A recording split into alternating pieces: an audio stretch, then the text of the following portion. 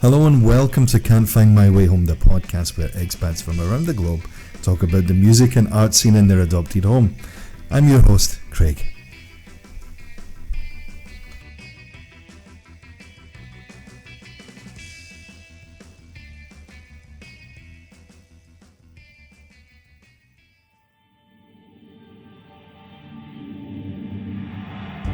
In this episode of Can't Find My Way Home, I spoke with Mark Will. Mark is a writer, musician and permanent exile. Currently based in the island of Taiwan, he's also the editor-in-chief of Cadmus Harmony Media. His most recent book is the story collection, Jigs Tales of Bawdry. Will is also the director of the Taipei-based musical collective, AI, whose album Carmina Formosa Deluxe is scheduled for release in March of 2020. We talked about writing and recording the album in Taiwan, themes and issues in the songs, the songwriting process, and of course there's a couple of songs from the album. We also have a look at the top 5 at the end of the podcast, so stick around for that. It's always a bit of fun. With all that in mind, let's get right to it. Here's Mark Will.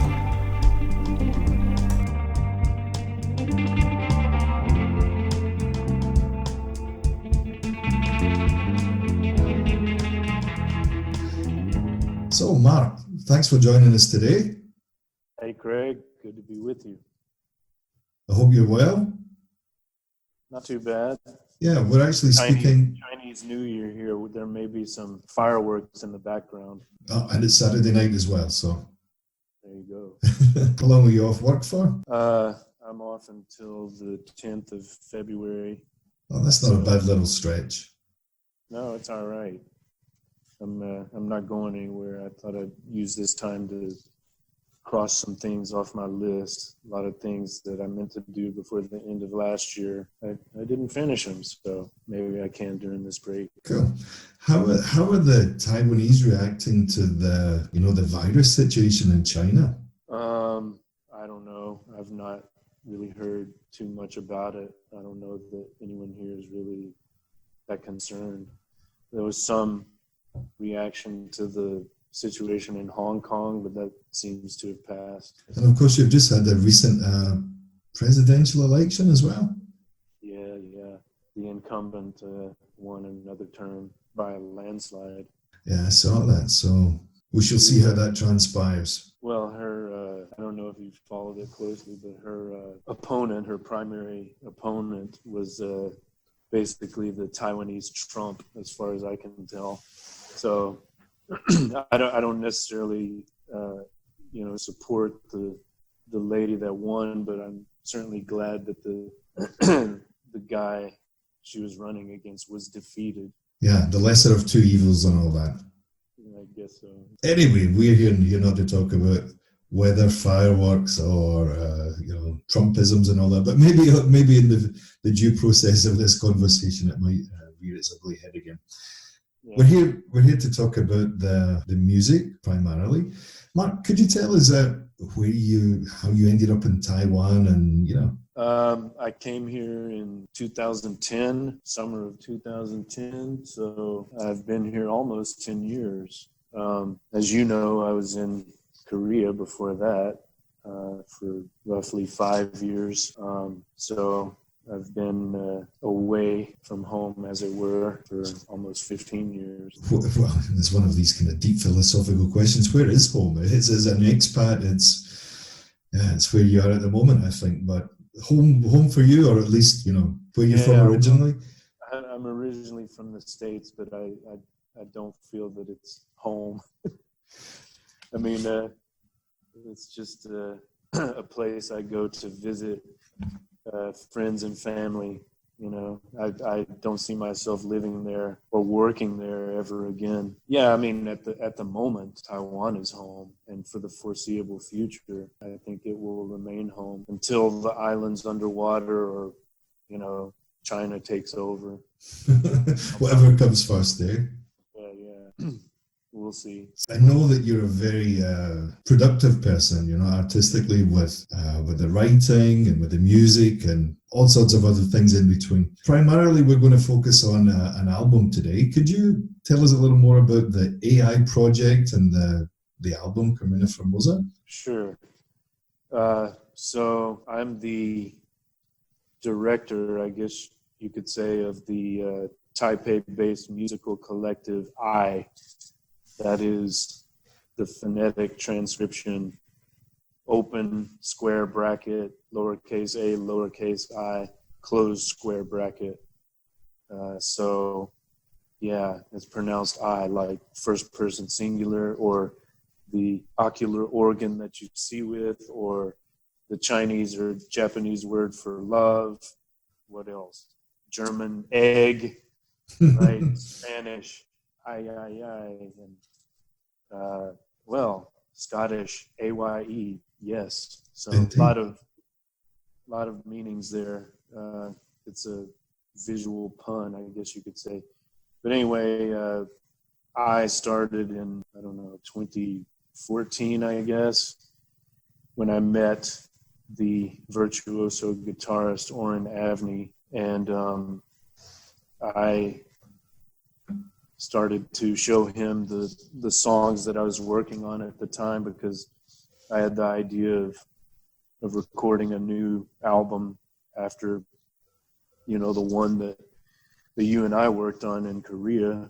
I thought I would write some songs and record new material here. So we started playing together, and I wrote all the songs on an old acoustic, but then he added his brilliant electric guitar arrangements, and I added some bass. Then we found a drummer and a good studio to record in.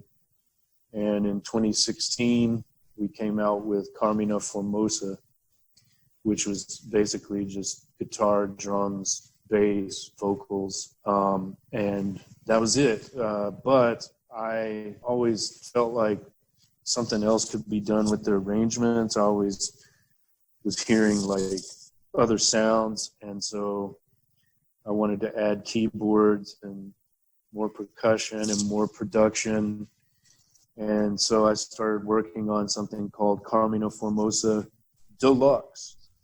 And Carmina Formosa came out in 2016, and we just finished mastering Carmina Formosa Deluxe a couple weeks ago. That'll be out probably March of this year. I still need to have the artwork completed, but hopefully it'll be on Spotify and all the other platforms by March of 2020. That's something to kind of look forward to then, eh? So we're expecting some embellishments and a little bit of extras here and there. Yeah, it's a bigger sound overall. The keyboards really add a lot of color to the arrangements, I feel. More color and more drama, more emotion. That's what I was looking for, and I think we succeeded with that. So the band itself, you mentioned the guitar player there. He's an expat, I'm guessing? Well, yeah, but he's gone now. He's an Israeli national, but he left a couple of years ago. He hasn't been involved with the Carmina Formosa Deluxe project at all. I mean, his guitar tracks are still the basis for, the arrangements that we used on the new album, but he was not involved in the production at all, and he won't be involved in any future projects because he's not here anymore. He left, so I'm gonna have to find a new guitarist, and for the other positions, I just use studio musicians that I like playing with. How did you get in contact with them? I know from our time in South Korea, we used things like Craigslist or going even way back in that, it would be your MySpace. But in Taiwan, when you're moving to new countries and expat, you got to learn all these other, platforms or find out what's the best way to get hold of people. So how did you go about that? Yeah. Well, the drummer that we used on the original Carmina Formosa recordings back in 2014.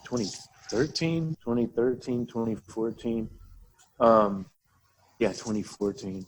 So I had gone to this jazz club and I saw this really fantastic female jazz drummer, and originally I wanted to use her, but she was too busy with other projects, and I said, well, can you recommend someone? And she had a student that she had been working with, and she recommended him. So we went to a practice room with him, Oren and I, the guitarist and I, and played with him after he listened to the demos, and, we gave him some direction about what we wanted, and we felt like he could do the job. So after, 3 or 4 rehearsals in the practice room, we just went into the studio and recorded all the basic tracks live, just guitar, bass, drums. And then we, did guitar overdubs, vocals, and, much later, the deluxe part of the project added many other tracks. Was this your first time working with, not just, so we know you've worked with expats before, was this your first time working with nationals of the country you were living in, Taiwan in this case? I guess so, since, the bands that I played with in Korea, I think they were pretty much all expats, right? I don't remember any Korean musicians playing with us. Maybe I'm forgetting someone. Maybe, some of those jams at the old Stompers are probably some Koreans that got on stage with us at one time or another, but yeah, no doubt. But there weren't any like Korean guys or gals in the bands that I was playing in. So yeah, that's probably the first time. But like both of the keyboardists on the deluxe album, both keyboardists are Taiwanese. So in addition to the drummer, it's like several Taiwanese musicians. Yeah, and by the sounds of the album, really great players, drummer especially, good solid drums. Very solid. There's an American percussionist that appears on one or two of the deluxe tracks. And if he's available for my next project, I'll probably try to use him because he's got a great sound. If I told him I want Charlie Watts, he could play that style. I want John Bonham, no problem. I want Ringo, okay.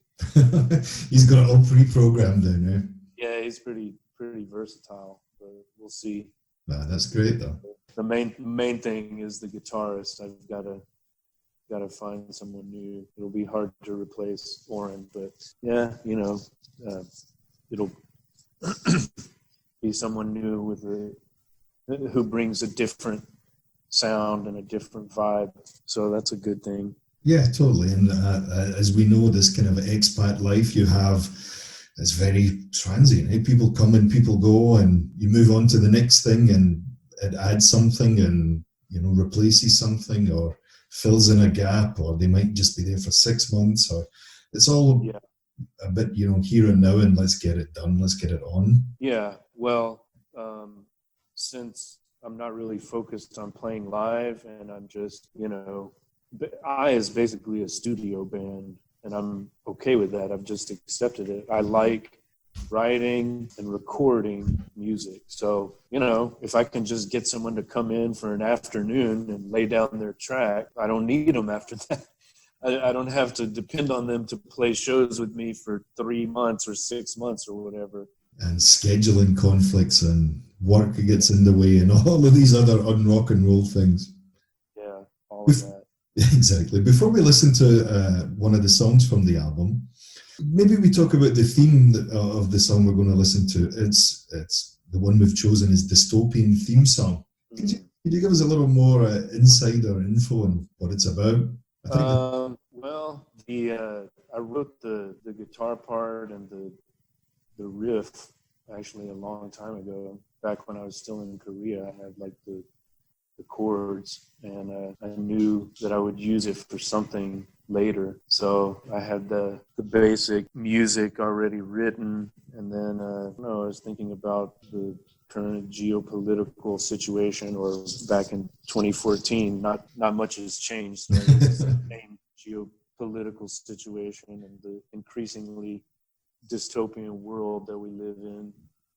And I just decided that, okay, one verse will be based on the Orwellian dystopia, and one verse will be based on the Huxleyan dystopia. And so, if you look at the lyric, I think everything makes sense. There's also a great video that goes along with this. Did that take long to make? It took forever, man. I mean, I worked with my friend Kevin Kewley on that, and I had the basic concept in mind. It's like dystopian theme song. It's like some dystopian TV show or psychotic newscast. And that's a good way to put it. Yeah. The idea was to have this unhinged, newscaster, journalist broadcasting with a bombardment of messages in English and Chinese, and everything that you see when you turn on Fox News or CNN or whatever. Heaven forbid, eh? Yeah. And all right, we'll definitely link the video in the show notes and put that out there, because it's definitely worth watching. So how about we listen to the track? Would you like to introduce it, Mark? Well, this is, I think Oren and I agreed that this was our best track. Like, of the 9 songs on Carmina Formosa, we were most happy with this one. And the version in the video is the original Carmina Formosa version. So it's just guitar, bass, drums, vocals. The new version features keyboards as well, but we haven't put that on YouTube yet. That'll come out later. All right. Without further ado, Dystopian Theme Song.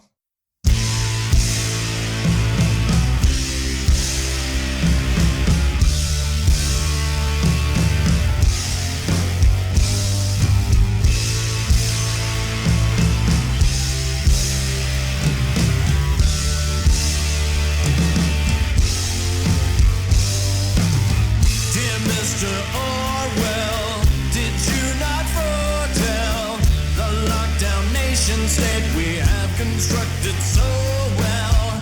There is a reason we choose this prison. It marks the triumph of our xenophobic vision. Our institution, neo-confusion, proclaims the enemy is counter-revolution. We are the Juche, the only true way. Obey our summons when you hear the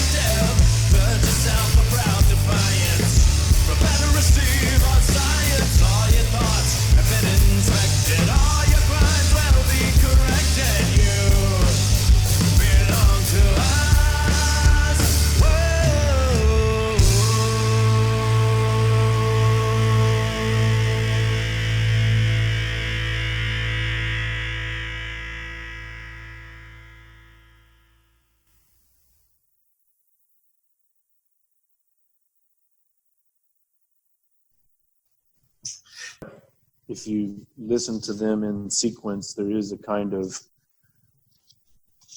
I don't know, pattern. There's like it begins with a love song and then moves into like spiritual themes. Then there's some social commentary, and it sort of peaks with dystopian theme song and Let Me Do It, which is pretty heavy rocker. And then there's like a sex song, and then it ends with another love song. So there's kind of a gentle rise and then fall somewhere after the middle. And the beginning track and then the ending track are kind of like bookends, I guess. They're both love songs or relationship songs. So it's like it starts with the personal and then it ends with the personal, I guess you could say. Did you write the songs in any particular order, or was it more ideas you had in mind and then it was a case of kind of putting them together, as you were saying, in this kind of, the sequence that the scene plays in? No, I just had like 9 random songs. At some point, I decided 9 would be the magic number, not 10. And I guess it was later that I thought about the sequence. But I felt like I didn't want to start out too forcefully in the beginning. I wanted to like ease into it. So I just, the Pink Floyd album Animals, right? You got the 2 acoustic tracks, one at the beginning, one at the end. That was sort of a model that I use. It's just it starts out slow and low key, and then there's drama in between, and then it ends where it began in a way. You get the full circle. Yeah. You were saying, actually, earlier we were talking a little bit, and there was what was it you said? A sex song. Can you tell us a little bit more of that? I'm sure, as they say, sex sells, but... Oh, what's that? You had quite a bit of success with this tune. Oh, well, I don't know. I don't know how we measure success. Success, acclaim, plays, hits. I don't really know how we measure it exactly. Well, the nice thing about it is I tweeted it out to Dr. Susan Block, who's the sex therapist in California. When I wrote it, I was like consciously trying to incorporate some of the themes that she emphasizes in her books and articles, and it's called the Kinkster, just so everyone knows. Yeah, I forgot about that, but yeah, and I am singing in the first person, but people shouldn't necessarily identify me with the Kinkster. Okay, it's just a song, people. But yeah, I tweeted it out to her, and I included the interview that I did with Hollywood Progressive, and so I mentioned her in the interview as an inspiration, and so she liked the interview, tweeted it out to her followers. She liked the song and basically adopted it as one of the unofficial theme songs of her podcast and show. She does a weekly program, and so in that sense, it was definitely a success. It was fantastic that she liked the song and recommended it to her listeners and followers. That was wonderful. And she's given us, several awards. Like she has these Dr. Susie Awards at the end of the year. And so, I don't know, one year it was the best spanking song. One year it was the kinkiest song. And I don't know. I'm glad it covers more than one base. Yeah. It is the Kinkster after all, so that's right. You can make it whatever you want to be. Life. Exactly. So yeah, that's the sex song that is track number 8. We shall put some of the links to the articles and so on in the show notes, and we can, people can have a look at them there. Sure. and also tune into the radio. Is her radio show still on? Is it still running? Oh yeah, yeah. She's still doing. I think it's a weekly thing. She did have a show on HBO at one time, but now I think she's just broadcasting live from her own studio in Beverly Hills, I guess. Excellent. What about the rest of the songs in the album? You were saying it kind of starts gently, then gets into this gradual progression of emotions and feelings and sounds. The next song that we're going to listen to is called If You Insist. And what's a bit of the background to that song, Matt? Well, that's the first song, love song, relationship song. I don't know. The idea, well, that song began as an assignment. My wife said, why don't you write a song called If You Insist? Because it was sort of a private joke between us. She would ask me, or I would ask her, what do you want to do? And she would say, I don't know, what do you want to do? And I'd say, well, why don't we go to the movies or something? And she would say, fine, if you insist. She would say that about everything. So it's like a little private joke. It became a thing. And it became a thing. And so when I was writing new material, she said, why don't you just write a song called If You Insist? And so I like to have these assignments. Sometimes I give myself an assignment, but it often starts with a title like that. Okay, I'm going to write a song called If You Insist. I've got a nice guitar chord progression that I like. So let's use that chord progression, and then I'll just write some lyrics. Title is If You Insist. Here we go. Yeah, in the end, we ended up with a song called If You Insist. I mean, in general, is it quite a long process for you? I mean, are all the songs different in the sense of how? So here you just explained like the starting point, which is that you've got to start somewhere, and this is as good as any, I think. But the actual writing process for you, does it, some songs remain unfinished or some what really quickly? Is it just one of those things? Yeah, I mean, I've always got like riffs and chord sequences that I'm playing around with.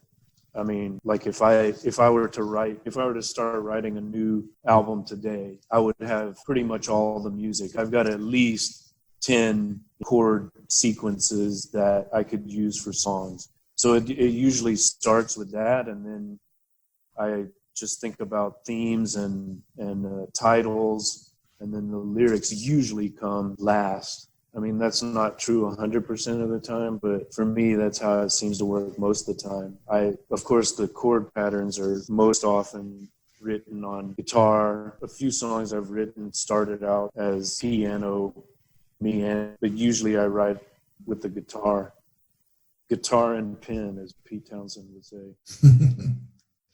When you were working with Oren, was it quite a straightforward process? Was it fun working with him? Oh yeah, it was great. I mean, like when we started working on the arrangements, I mean, basically I wrote all the songs, everything was done. These are the chords, these are the lyrics, this is the melody, and then I did a demo. It's like what we did with the Princess Disease album. Like when I first met you, I gave you a demo of me singing all the tracks with an acoustic guitar and a complete songbook with lyrics and chords.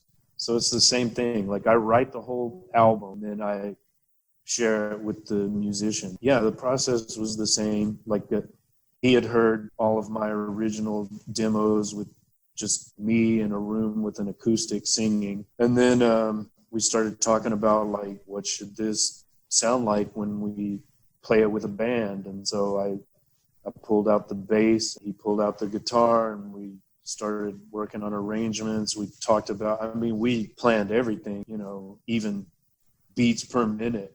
Each song had to be different. Like we played live, but we did use a click track in the studio to keep you in check. Yeah, we just had very definite ideas about what each song should sound like and tempo of each song. So it was different. It wasn't like when we did the Princess Disease album and it was basically just our live show in the studio. It was a much more, we were much more conscious about how each track would sound. So yeah, then we just told the drummer basically what we were going for, and then the arrangements that Oren came up with, like the guitar parts, were just brilliant, like nothing I could have imagined. His solos, I think of our relationship as Roger Waters and David Gilmour. He is like the David Gilmour of I. And my bass parts are just very workmanlike. I'm not a virtuoso. I'm just trying to. You're holding it all together, Mark. Yeah, I'm just trying to play something that helps put the song over. But the really beautiful flourishes are added by the virtuoso guitarist. I mean, of course, I had like some ideas and like suggestions about feel and everything, but the things that he came up with were just incredible. That's quite the plaudits, and it's as good a time as any to play the song, I think. Then so.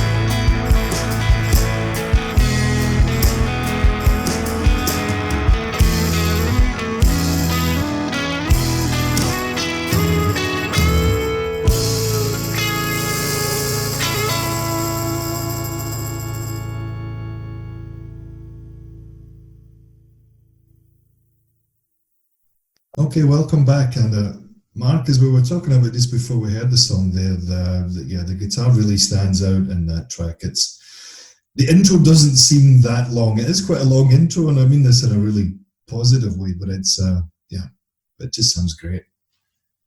But it's totally different from the original version, right? Like the intro on the deluxe version, of course, is played by the keyboardist. So basically we had that guitar part that you hear on the original Carmina Formosa, and I wrote it on guitar, right? But then for the deluxe version, the intro is played by the keyboard, so it's a totally different vibe. I wanted more like I always imagined that song to be like a Paul McCartney silly love song, but there's also a bit of Van Morrison and Stevie Wonder in it as well. So I always heard this keyboard, and Howard, the keyboardist, just did a fantastic job. I mean, there are 2 keyboard tracks on it, but just really beautiful.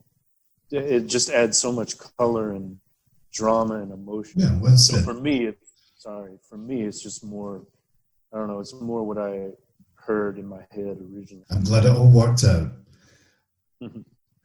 Where can we hear the album when it's coming out in the next few weeks? Well, it'll be on iTunes, Spotify. I don't know what else. I have to decide which platforms we want to distribute through this time. But yeah, we'll continue to post new YouTube videos. Actually, Kevin Kewley and I have just almost finished a new video for If You Insist, and we're using the deluxe track for the video. Totally different from the dystopian theme song video. Is it different in a more conventional sense, or don't give too much away though? Well, there's no live performances. It's all just images. Basically, it's like someone flipping through a photo album. There's like, I don't know how many, 100 images all swiped left in sync with the music. And they're pretty random images, so it's, I don't know, it's not your conventional love song video by any means, but that's good. We don't want to do things that people expect. We want to do the unexpected. Yeah, right on. Okay, look forward to seeing that when it comes out. I'm sure you'll keep us posted. Just to wrap things up then today, Mark, at the end of the episode, I like to spend a bit of time with a guest and put together a top 5 in no particular order. Are you up for it? Sure, yeah. All right. Tell us an artist that we should be listening to. Okay, well, as far as current bands go, have you heard of the Black Angels? Yes. I had to think about that. They did the theme song for one of those HBO shows, True Detective or something like that, yeah? I don't know about that. Maybe so. I think the first one with Woody Harrelson and is it Matthew McConaughey or whatever? I think they did the theme for that. Okay, I didn't know that. I've not seen that, so I don't know. One of their songs is used in one episode of Ozark. Oh yeah, right. Yes. Okay. That's what is the name of that song? Grab All You Can or something like that. It's yeah, got right. the refrain, "Dope fiends, that's what we are." It's a really interesting song. But that whole album, it's their most recent release, I think. Yeah, right. Yeah, I think it came out last year or the year before. Yeah, it's not that long ago. Yeah, it's called Death Song. Yeah, so great. The Black Angels Death Song. It's like an allusion to a Velvet Underground song, but they're great. As far as current bands go, I would say they're probably my favorite, along with Killing Joke. Maybe I like what they've been doing recently. Yeah, but there's so much old music that I am still exploring. I don't need to tell you, but everyone needs to listen to more Roxy music. Definitely.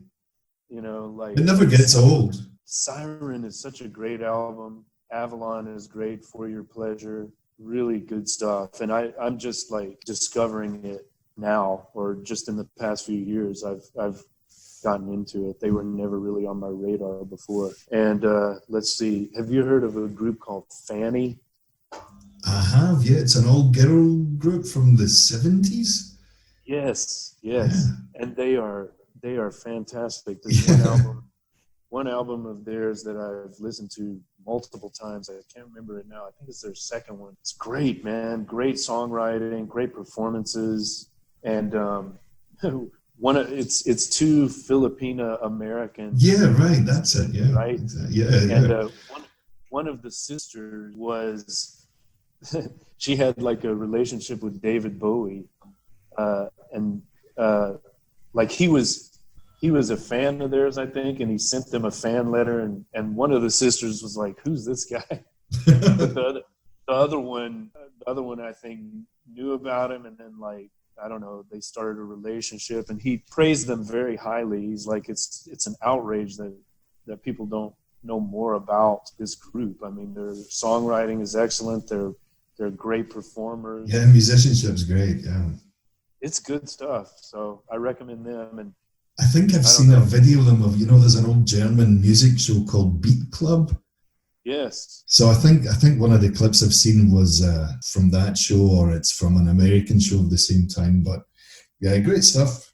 Really good, really fun. Do you know the group Love? No. Forever Changes? No, it doesn't ring a bell. Okay, well they came out with, I don't know, 3 or 4 albums, but their masterpiece is called Forever Changes, and it's been a huge influence. Like, I think the Stone Roses said it was their favorite album. I know Robert Plant loved Love. It's kind of like, well, it's a psychedelic classic, I guess, but that one album, Forever Changes, really good stuff. All right, I shall add that to the playlist. How about a guilty pleasure, Mark? A band or artist that you shouldn't like, but you do? All right, well, I hate to admit this, but I really like ABBA. Oh, yeah, it's not the worst, eh? I was thinking the same, when I was putting this together. I thought, yeah, it's definitely not the worst, that's for sure. I mean, their songs are so infectious. Their lyrics are pretty insipid most of the time, but such amazing melodies and arrangements, and I mean, it's just you just feel happy listening to them, singing along with them. It's I don't know, it's pretty good stuff. I guess they're hits. Let's say, maybe if you listen to a whole album, you'll find some garbage on there. I don't know, but their hits are just gold. I think that's the name of the album, isn't it? It's Gold or whatever, or it's Gold Letters. Yeah, it's that one. Yeah.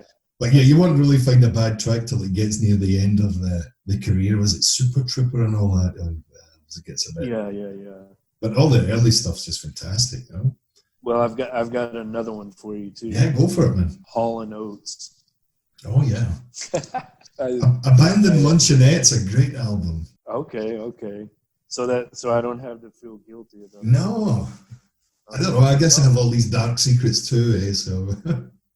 All right. Well. Any particular era or just at all? I don't know. I guess there's some disco that I like, but I wouldn't say that's a huge influence.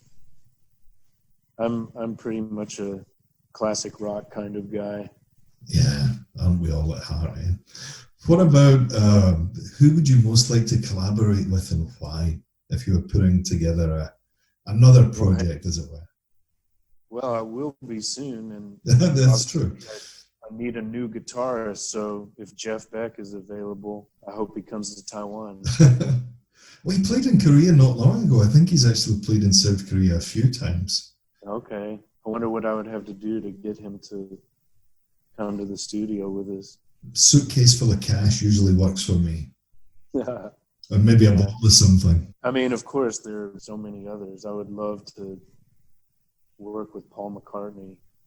How amazing would that be? Stranger things have happened. Yeah. How about what's your... He worked with Kanye, why not me? Yeah, well, that's... the world's taking a stranger day by day thing, eh? What about from our time in South Korea, we know that karaoke, or noribang as it's called there, is very popular. In Taiwan, is it a thing? Oh yeah, They love it too. Yeah, I don't go very often here, but what's your go-to tune? Well, if it's in the book, I try to sing "Let's Dance" by David Bowie. That usually works pretty well if there are females in the room. It's not as fun for me to sing that to a group of males. There's a different effect. Yeah, different vibe. But if if they don't have that, and often they don't, you can always find a Beatles classic and just everyone knows it, everyone sings along, so that usually works pretty well. Actually, just thinking about that now, that Let's Dance album had some great players on it. I think it came out in like 83 or something like that. Yeah. And I think it was Stevie Ray Vaughan was on it, and another guy called, the drummer was Tony Thomas, who was in Chic, and he was like a Nile Rodgers, his drummer. Some great players. Is it Tony Thompson, the guy that played? Tony Thompson, yes, exactly. Yeah, that's him. Yeah. Oh, okay. Yeah. Wicked drummer. Well, does Nile Rodgers play bass on that, or what? I think so. Yeah, it's like one of those. He produced it. I think he played on some of the tracks, but yeah, that's definitely Stevie Ray Vaughan doing the solo on China Girl, and he toured with him for a while. Yeah, I mean, it's just David Bowie had that great knack of bringing people together and then doing something different and making it sound good, better than what he did before. It was hard to put it into kind of a box, and kind of well, this is what he did, in chameleon-esque. I guess that's the word I'm looking for. Well, yeah, every project was different, and he always, or almost always, seemed to find collaborators that he could work well with, and that's my challenge too. Find people that will bring something new to the mix and something unexpected. That's always a wonderful thing. Of course I have my own ideas, and I want something that approximates my ideas, but great players can bring that and something extra, something more that you never expected, and it just makes the arrangements that much better. Yeah, we're all looking for that something but extra, and that's where it's at. How about the last question? Your ultimate rock trio. Ultimate rock trio. Guitar, drums, and bass. Your choice, man. Oh my, that's a difficult one. Let's say McCartney on bass, Charlie Watts on drums, and let's go with Jeff Beck on guitar. How would that sound? Yeah, it's different. I think I guess Paul would sing. Yeah, I'm sure he would take control. Yeah, that would be interesting. Should get those guys in a room. While there's time. They're all still around, aren't they? Yeah. I think Charlie Watts is still playing with the Stones live as well. Mm-hmm. Still kicking it. Yeah. He's got that final gig still in him. We look forward to hearing the new album. All right, Mark, it was great catching up with you. Thanks for having me, Craig. Anytime. Hopefully we get back together in the next couple of months. We can pick up where we left off, because you got plenty on the go. Sounds good. All right, man. Cheers. Bye. Take care.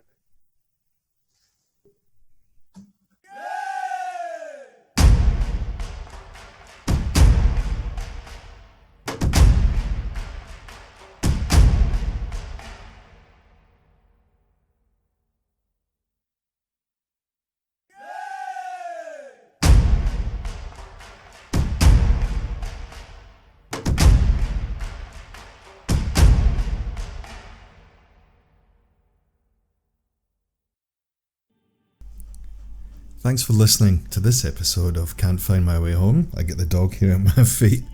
Oh man. And especially thanks to Mark Will for his contribution to this episode. Hopefully in the not too distant future we'll get together again and we have a lot more to talk about his writing. There's more music. We actually made an album together in Korea, which will be 10 years ago, and I know he was doing some remastering with those tracks. It'll be interesting to see how that turns out. There's also links in the show notes on our Anchor FM page. So I'll post the notes for the video links, the interview at the Kinkster, which is a pretty interesting read. And yeah, everything will be there, so please check out his work. Where can you find us? Can't Find My Way Home. This is only the second episode, so you can find us on Facebook at Expat Music Pod. Just search for Can't Find My Way Home. You can also find us on Instagram at can't.findmywayhome. That dot makes all the difference, of course. Finally, you can find us all on anchor.fm. There's links to our YouTube page, Spotify, and a whole bunch of other channels there. You can listen directly. You can also download Anchor's app, and that way you can listen to the podcast through that. It's all free. Don't have to sign up for anything. All above board. Please search for Can't Find My Way Home, all one word. Thanks again for tuning in.